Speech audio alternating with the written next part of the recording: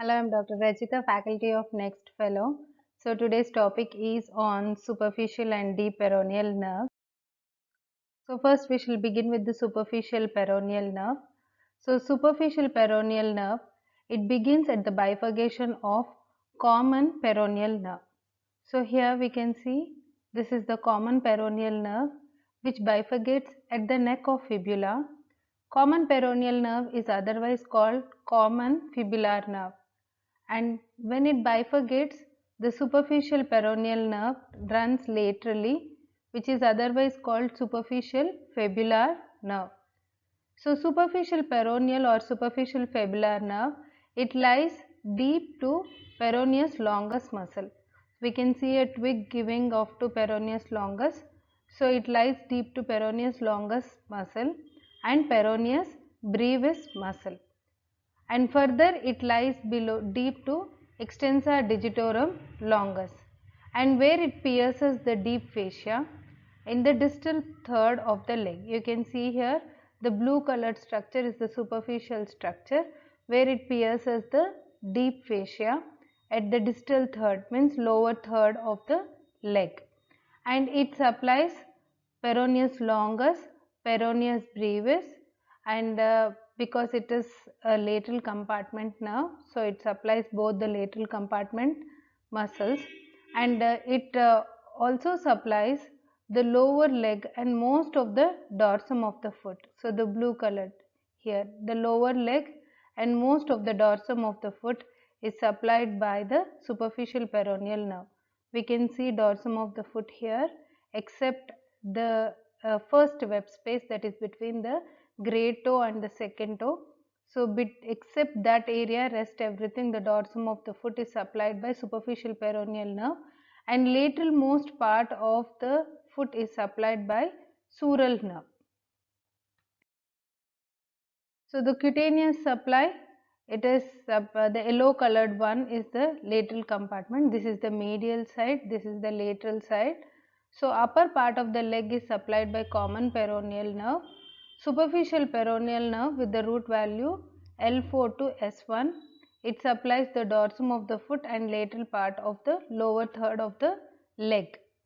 And lateral side of the foot is supplied by sural, and medial side and anterior side of the leg is supplied by saphenous nerve. So we can see the branches here from the superficial peroneal nerve, which is distributing along the dorsum of the foot. So the branches of superficial peroneal nerve supply the skin on the dorsum of the foot and also all the toes except the lateral side of the fifth toe. So except the lateral side of the fifth toe and adjoining sides of the great and second toes, that is at the first web space. And it is supplied by where this first web space, it is supplied by deep fibular or deep peroneal nerve. Let's talk about the clinical aspects of superficial peroneal nerve. So lesion to superficial peroneal or superficial fibular nerve causes weakness of foot eversion. So the person won't be able to do eversion, outward movement of the foot, and there will be also sensory loss on the lateral aspect of the leg, so that extends along the dorsum of the foot except the lateral side of the foot and the first web space. Rest of the dorsum we know it is supplied by superficial peroneal nerve. And the compression of the nerve, that is the entrapment of the nerve, because it penetrates the deep fascia of the leg, so that is the reason it may be involved in the entrapment. And also the reason for compression could be the compartment syndrome.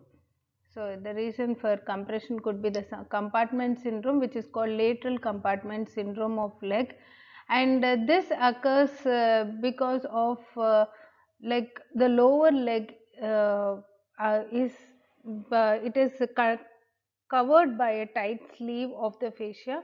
So as the pressure increases within the non-extensible space of the limb, so this compromises the circulation because the blood vessels may get compressed and the functions of the tissues are lost within that space. and also this may lead to necrosis because of compression of neurovascular structures, and that is the tissues death, cell death, and subsequently they cause disruption in the circulation, and because of lack of oxygen. If it is not diagnosed and treated appropriately, it may lead to permanent cell death. So that is about the lateral compartment syndrome involving superficial peroneal nerve. Let's talk about the deep peroneal nerve or deep fibular nerve. It begins at the bifurcation of common peroneal or common fibular nerve at the neck. So we know one branch is the superficial peroneal nerve, we just did it, and this is the deep peroneal nerve which runs. So deep peroneal nerve is the nerve of anterior compartment of the leg, and it passes obliquely. We can see here it runs obliquely forwards deep to anterior compartment muscles, that is extensor digitorum longus.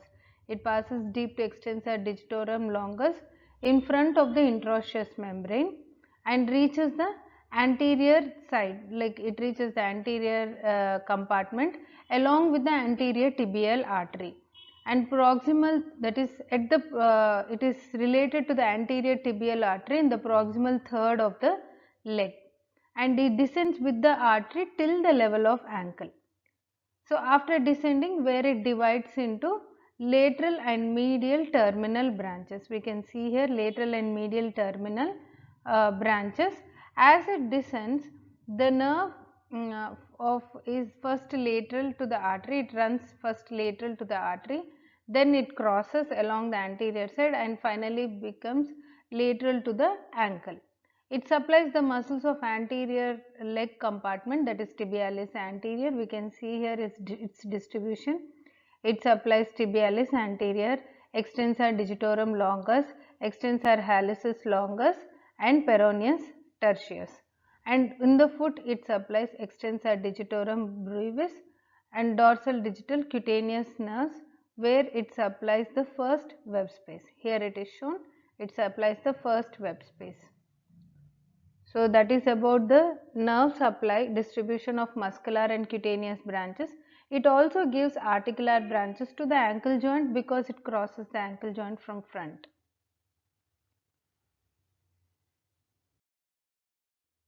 Cutaneous supply.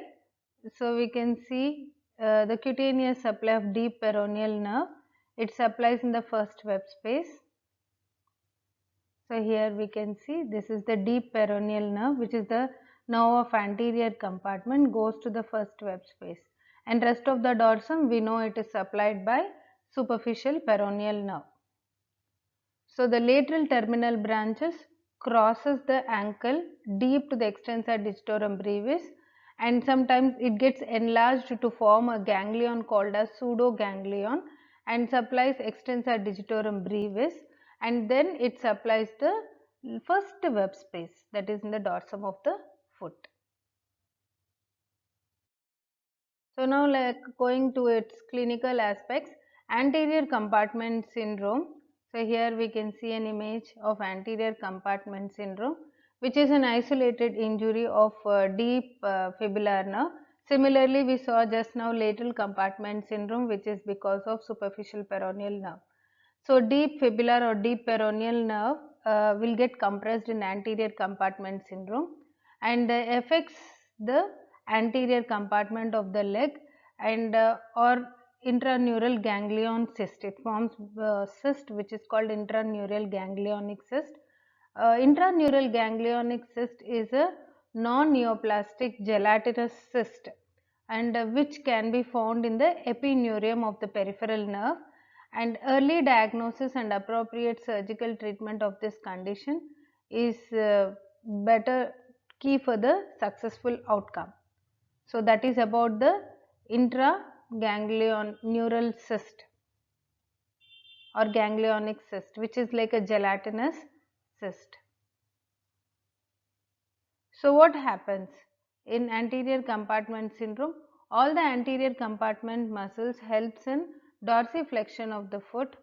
So the person foot will be foot drop, like plantar flexed.